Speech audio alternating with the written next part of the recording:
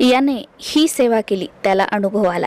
त्यांनी ती सेवा केली, त्यांची इच्छा पूर्ण झाली. तिसऱ्याने ही सेवा केली, त्याला प्रचिती आली. मग मी कोणती सेवा करू जेणेकरून माझी इच्छा पूर्ण होईल आणि स्वामी सेवेची मला प्रचिती सुद्धा लवकरात लवकर येईल. या व्हिडिओमध्ये जी सेवा सांगणार आहे ती स्वामींची सर्वात श्रेष्ठ सेवा आहे. अगदी म्हणजे दिवस ढळण्याच्या आत सुद्धा तुम्हाला अनुभव येऊ शकतो. सेवा पूर्ण होण्याच्या आत सुद्धा अनुभव येऊ शकतो.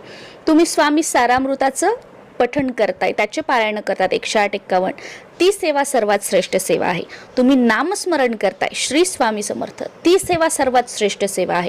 तुम्ही तारक मंत्र म्हणताय, ती सेवा सर्वात श्रेष्ठ आहे.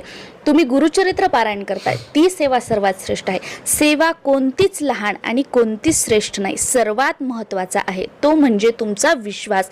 बाकी तुम्ही कोणतीही सेवा करा, विश्वास महत्त्वाचा आहे.